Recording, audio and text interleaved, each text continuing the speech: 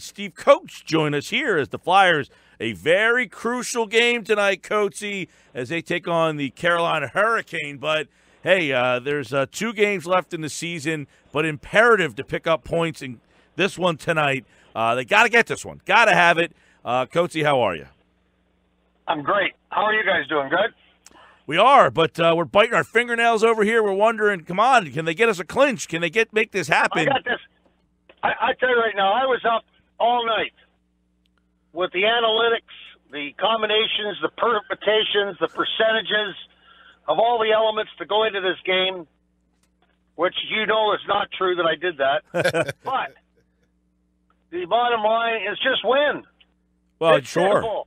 I mean, just win. I mean, you got 2 home games against 2 teams that aren't going to the playoffs. And all you got to do is play 120 minutes of hockey, Coatesy, which has been a struggle. And you mentioned it. Yeah, and you mentioned it. 2 teams not going to the playoffs. They beat Boston, a team that might be the best team going to the playoffs. They lose to the Islanders, the team that's the worst team, Carolina and the Rangers. Why is it that they can hang with Boston and lose to the Islanders? Well, we can send people to the moon, but I can't tell you why we play down to our opponents. I mean, it's like fascinating. We go into that game the other night against the New York Islanders. They came out like, okay, they mean business. They went after them, they forechecked, and then all of a sudden it just stopped. And you go, what are they doing? Like, why are we watching this? And then all of a sudden when their backs were to the wall, they went to the bench, they turned the switch on, they got everything going again, then make couple of mistakes and bang, they lose the hockey game. Where all they had to do was win that game, and they would have been looking a lot more rosier than they are now. So now their backs are up against it. They're going in with Brian Elliott tonight, which is going to be a little bit like, in my mind, on the one hand, you're saying, hold on, how did we get Brian? Why are we doing this? Well, Brian Elliott was a very big part of the success of this hockey team before being injured. So that's the number one thing. The number 2 thing is the play of the other goalies have basically forced us into playing Elliott coming off of injury at a very tough time. Coach, so there's a lot of moving parts right now. What does Brian Elliott bring to the table in your mind, Coatesy, positioning-wise and skill-wise that maybe the other goalies don't? Well, basically he brings a veteran leadership. He's a big part of the veteran leadership on this team. So having him back in there, and the one thing that I always look for in a goaltender is the goaltender to come up with a save at a time of the game that it's crucial to keep your team competitive. And that's the one thing that when Mrazek's on, he's on. But he has no in-between. And so when you take a look, his save percentage, 880, 888, 885, not very good. So that hasn't been a real consistent area for him. Now, he's won us some games, but he's lost us some games. So in saying that, Elliott, I think when you look back at his year, outside of the first couple of games, I thought he was probably one of our more most valuable players. So having him in is, I think, more crucial as a veteran and as a leader than his actual play as a goaltender. His play as a goaltender, he's going to make the saves. There's no 2 ways about it. But I think the leadership's going to be huge. Now, Coatesy, there's another lineup change, if you will. Travis Konecny looks like he's going to drop from the first line to the third line, and a lot of people had some surprise about that. Why would you take Konecny off the first line? But I guess Dave Hakstol's thought process is kind of leaning toward what you've told us on this program before, that you could have a good first and second, but if you really had 3 lines going, that puts you over the top, and that was his justification for moving him down to the third line. What's your reaction to TK moving to the third and Raffl jumping up on the 1? Well, in this world today, the game is different, where it used to be that if you could play as many people in their natural positions, in other words, if you were a right-hand shot, you played right wing. If that was your position, you wanted your right winger to be a right-hand shot. You wanted your left winger to be a left-hand shot, because basically through the whole 200 feet, they're staring into the middle, which is mean they're watching the play. When you're playing the off wing, it's very tough because your back's to the play. But there are some players like Jake Voracek that do a really good job at that. He loves playing the right side, cutting in off the right side on the on his backhand. Now, for Konechny, maybe it works on the other way because Simmons is going to play the right wing, and Konechny's going to move to the wrong side. So if he's effective or as effective playing the left side on the off wing on the third line, then you get the result that you want, and that's 3 solid lines. Basically, I think I totally agree with what you said.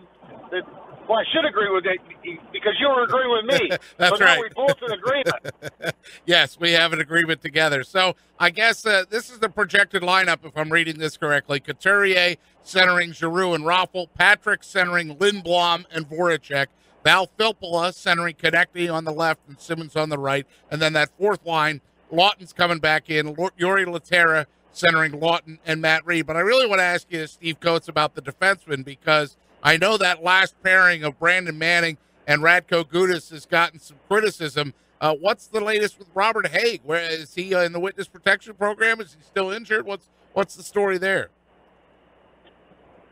The only thing I can think of with Robert Haig was that he, at crucial moments in some games, like I remember one in Detroit, when he was just getting caught pinching at really inopportune times. It turned into goals.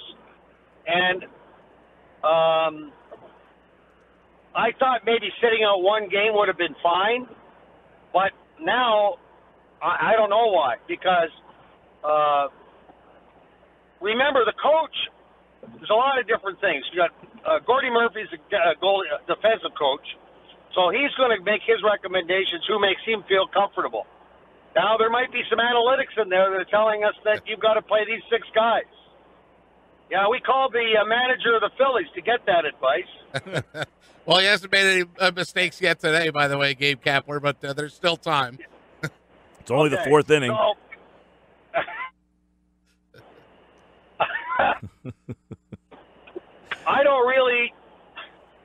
I really don't know outside of the pinching that they're just trying to give him, some time to watch.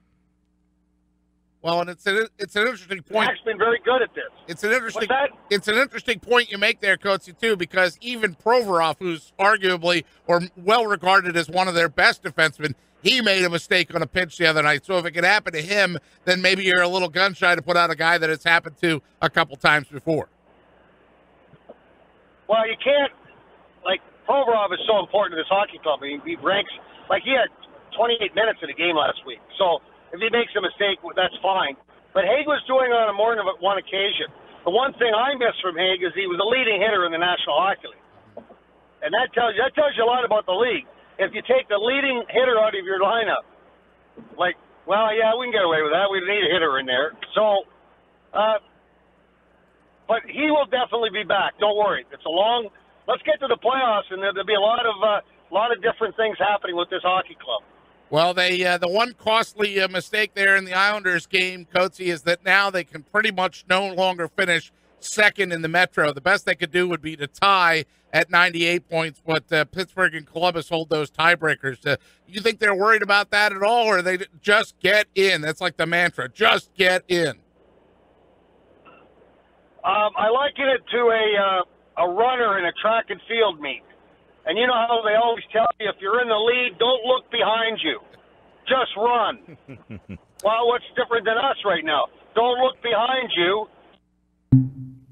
Just run. Yes. There's that magical sound that says that Steve Coates dropped from us, but he was running so fast that the call dropped, Mike. He was. Exactly and by the way, the news, you asked about Brian Elliott. He will play tonight, and it apparently will start for the Flyers. So Peter Mrazek, who has kind of been in goal 6-6 in 15 games, 6-6-3 in 15 games. Man, he's played 15 games already. It seems like that trade was just the other day when they made that trade, but 15 games, he has played 6-6-3. They're going to go to Brian Elliott. And at this stage of the season, Pete, I think Coatsy's right. Elliott's the guy you got to go to. If he's healthy, he's been on the ice practicing these last 2 games, you got to go with him. He's the guy that,